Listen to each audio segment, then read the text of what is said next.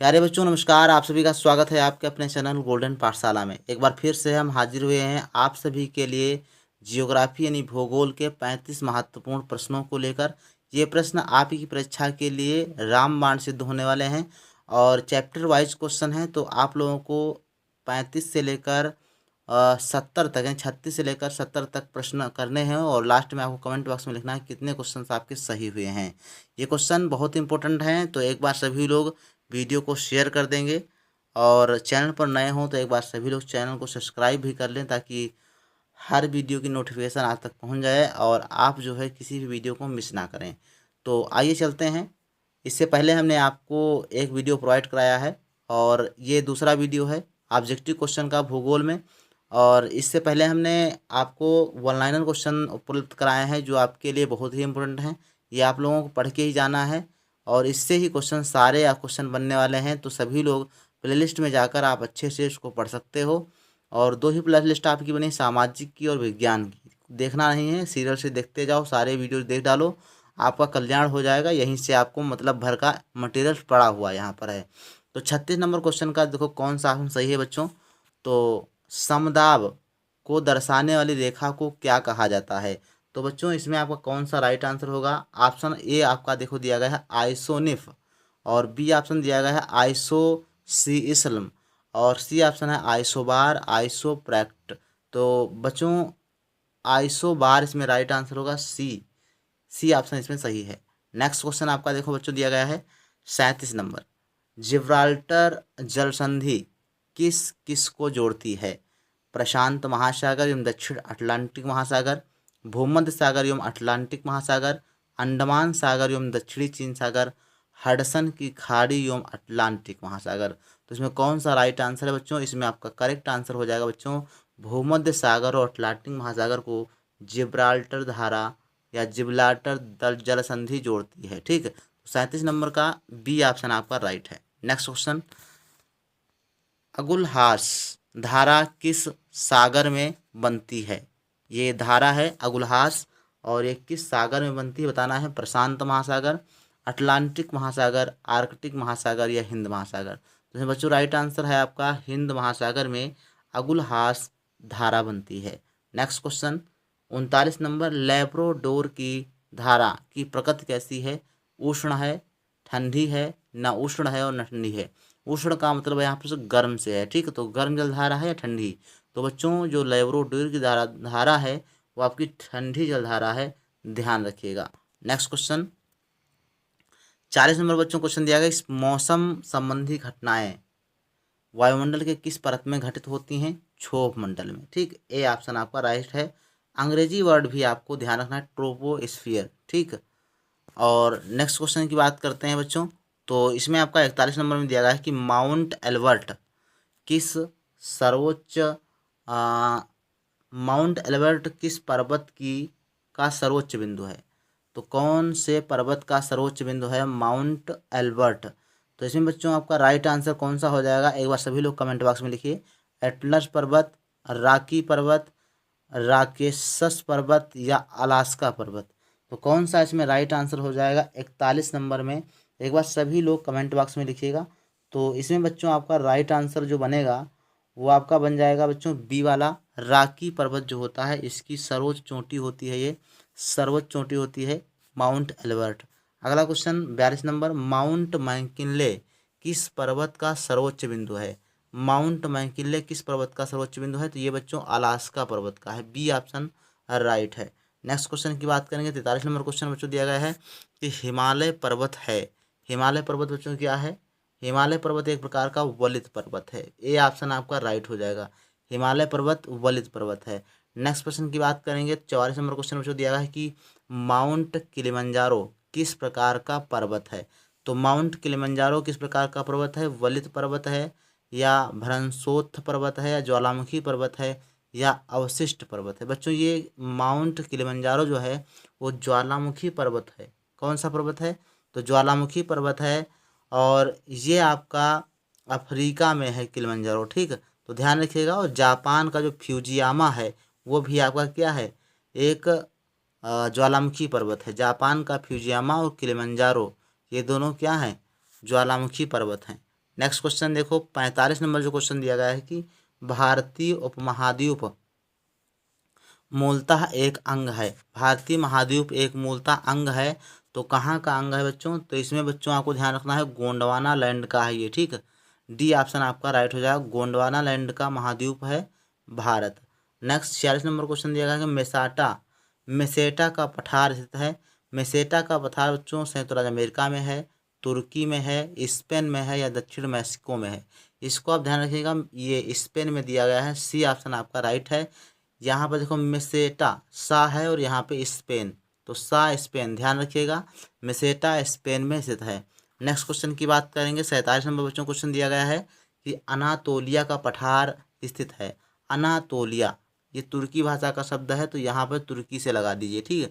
तो अनातोलिया का पठार कहाँ पर है? तुर्की में स्थित है, बी ऑप्शन आपका राइट हो जाएगा। नेक्स्ट प्रश्न बच्चों दिया गया है कि पेंटागोनिया, 48 नंबर क्वेश्चन दिया गया है कि पेंटागोनिया का मैदान कहाँ है।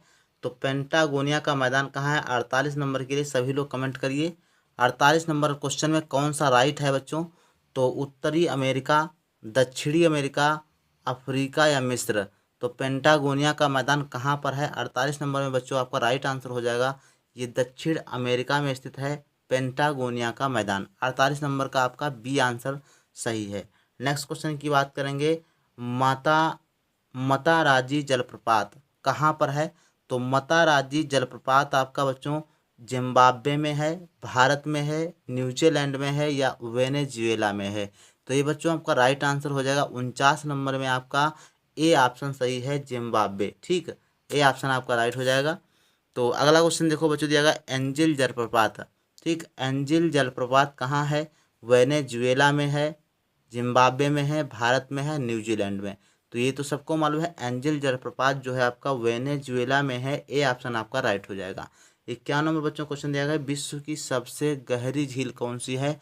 तो सबसे गहरी झील कैस्पियन सागर, सुपीरियर झील और मिशिगन झील या बैकाल झील। तो सबसे गहरी झील की बात करेंगे तो इसमें डी ऑप्शन सही हो जाएगा, बैकाल झील जो होती है सबसे गहरी झील होती है।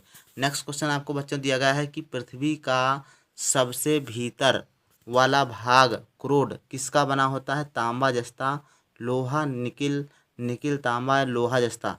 तो इसमें 52 नंबर में क्वेश्चन में जो आंसर आपका बच्चों हो जाएगा, ये हो जाएगा बच्चों लोहा और निकिल। आपने जो है क्रोड के बारे में पढ़ा होगा, जो आपकी पृथ्वी की आंतर संरचना है वो 3 भागों में बांटी गई है, भूपर्पटी, मेंटल और क्रोड, ठीक। तो क्रोड में निफे होता है, निफे इसका, इसको शार्ट में कहते हैं निफे। निफे का मतलब होता है निकिल और फेरस, ठीक। 2 धातुएं पाई जाती हैं, तो बी ऑप्शन आपका राइट हो जाएगा, लोहा और निकिल। 53 नंबर बच्चों क्वेश्चन दिया गया ग्रेनाइट उदाहरण है अग्नेय चट्टान का, रूपांतरित चट्टान का, अवसादी चट्टान का, इनमें से कोई नहीं। तो ग्रेनाइट जो होती है वो अग्नेय चट्टानें होती हैं, ए ऑप्शन आपका राइट हो जाएगा। नेक्स्ट क्वेश्चन आपका देखो 54 नंबर बच्चों दिया गया है कि भारत का भूकंप क्षेत्र भूकंप की किस पेटी में सम्मिलित है? तो भारत में जो भूकंप क्षेत्र है वो भूकंप की किस पेटी में सम्मिलित है? ये आपको जो कक्षा 7 की बुक आपकी दी गई, कक्षा 6 की बुक, कक्षा 7 की बुक है शायद, उसमें आपका पूरा सिस्टम जो है तरीके से बताया गया है। तो बी ऑप्शन बच्चों इसमें राइट हो जाएगा, मध्य महाद्वीप पेटी में ये स्थित होता है। 55 नंबर क्वेश्चन है भूकंप के परिमाण या तीव्रता को किस पैमानों पर नापते हैं? तो इसमें आपका रिक्टर पैमाना हो जाता है आपका बच्चों, ए ऑप्शन सही हो जाएगा। नेक्स्ट क्वेश्चन की बात करते हैं 55 के बाद 56 नंबर कि माउंट एटना ज्वालामुखी कहाँ पर है, स्थित है, कहाँ पर है? तो माउंट एटना जो है आपका इटली में है, डी ऑप्शन। हमने कई बार आपको बताया है कि एटना और स्ट्राम्बोली ये दोनों आपके इटली के जागृत ज्वालामुखी हैं, ठीक है, सक्रिय ज्वालामुखी हैं। इटली की विसुवियस ज्वालामुखी उदाहरण है। तो विसुवियस जो ज्वालामुखी है बच्चों ये सुसुप्त ज्वालामुखी है। सुसुप्त ज्वालामुखी वह ज्वालामुखी होती हैं जो बहुत समय तक जो है शांत रूप में रहती हैं, लेकिन कब ये एकदम से इसमें विस्फोट हो जाए ये पता नहीं है, ठीक है। कुल मिला के वो मृत नहीं होती हैं, मरी नहीं होती हैं, एकदम से वो जो है उनके अंदर उद्गार बंद हो जाता है और कभी भी अचानक उसमें उद्गार हो सकता है। तो सुसुप्त ज्वालामुखी इटली का विसुवियस, ठीक, ध्यान रखिएगा। और सक्रिय ज्वालामुखी इटली का एटना और स्ट्राम्बोली। नेक्स्ट क्वेश्चन बात करते हैं कि सक्रिय ज्वालामुखी है। तो सक्रिय ज्वालामुखी मैंने आपको बता दिया कि एटना है और ये इटली का है, ठीक। और पोपा म्यांमार का पोपा ध्यान रखेंगे, और फ्यूजियामा जापान का फ्यूजियामा। फ्यूजियामा एक ध्यान रखिएगा। और फ्यूजियामा वहीं पर पर्वत है और इससे पर्वत का निर्माण होता है, तो ज्वालामुखी पर्वत फ्यूजियामा पर्वत कहलाता है। ठीक है। 59 नंबर क्वेश्चन है, उष्ण कटिबंधीय चक्रवात बिली बिली आते हैं। तो बिली बिली यानी चक्रवात को अलग अलग नामों में जाना जाता है। ठीक है। तो चक्रवात में आपका सी आंसर सही हो जाएगा। जो बिली बिली है ऑस्ट्रेलिया में कहा जाता है, अमेरिका में इसी को हरिकेन कहते हैं, और भारत में तो आप जानते हो इसको अलग अलग नामों से जाना जाता है, और चीन में टाइफून कहते हैं। ठीक है, ध्यान रखिएगा। और नेक्स्ट क्वेश्चन की बात करते हैं, सुनामी के कहर से बचने के लिए एक चेतावनी प्रणाली विकसित की जा रही है, जिसके सहयोगी देश हैं भारत, इंडोनेशिया, श्रीलंका, म्यांमार। तो इसमें बच्चों ई ऑप्शन भी दिया गया है, उपरोक्त सभी। तो इसमें ई ऑप्शन आपका राइट हो जाएगा। जब आपके वहाँ पर क्वेश्चन पूछा जाएगा तो ई ऑप्शन नहीं होगा, 3 ऑप्शन ये दे देगा और लास्ट में पूछेगा उपरोक्त सभी, तो आपको उपरोक्त सभी पर टिक करना है, या कोई और 3 दे देगा और एक देश में से दे देगा। ठीक है। तो ऐसे भी क्वेश्चन आपका बन सकता है। 61 नंबर क्वेश्चन बच्चों दिया गया, भारत का क्षेत्रफल है तो 30.28 लाख वर्ग किलोमीटर और 33.38 लाख वर्ग किलोमीटर, या 32.87 लाख वर्ग किलोमीटर।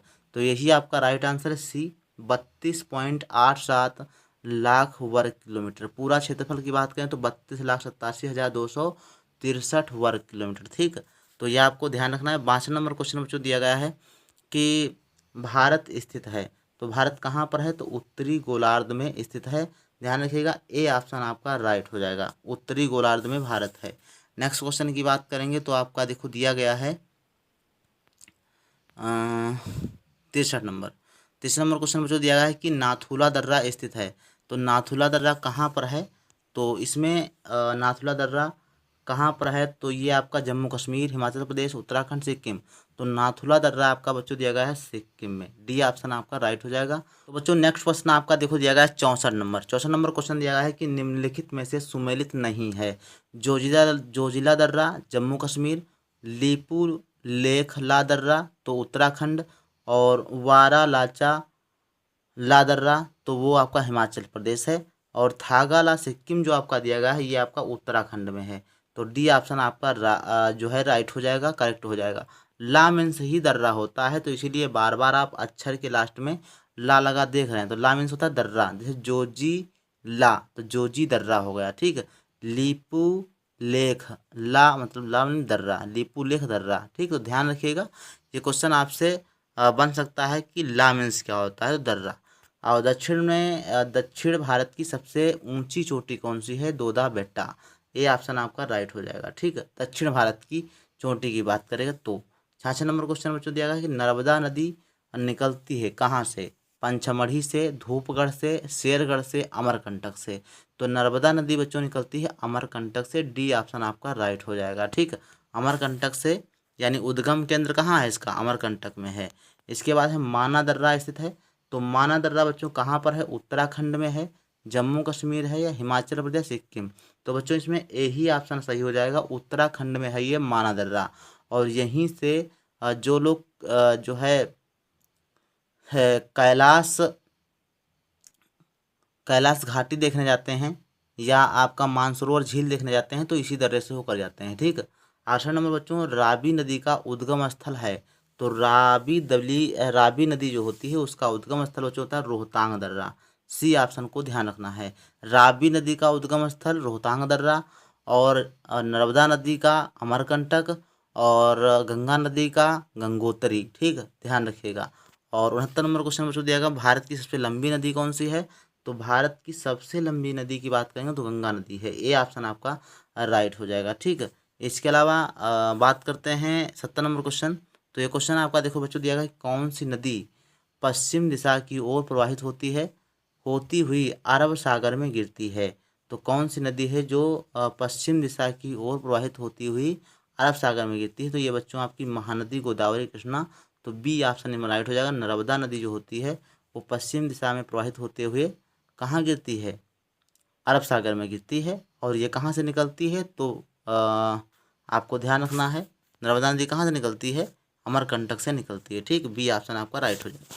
नेक्स्ट क्वेश्चन की बात करेंगे तो ये अगले वीडियो में बात कर लेंगे 71 नंबर से लेकर बाकी 105 तक हम करवा देंगे। और इसी प्रकार से आपके 2 वीडियोज और आ जाएंगे जिसमें आपका पूरा जियोग्राफी के जो क्वेश्चन है आपके कवर हो जाएंगे। तो इस वीडियो में बस इतना ही, मिलते हैं नेक्स्ट वीडियो में। और शाम की 7 बजे की क्लास में सभी लोग लाइव जुड़ा करिए। और फिर बस इतना ही, मिलते हैं नेक्स्ट वीडियो में, तब तक के लिए धन्यवाद।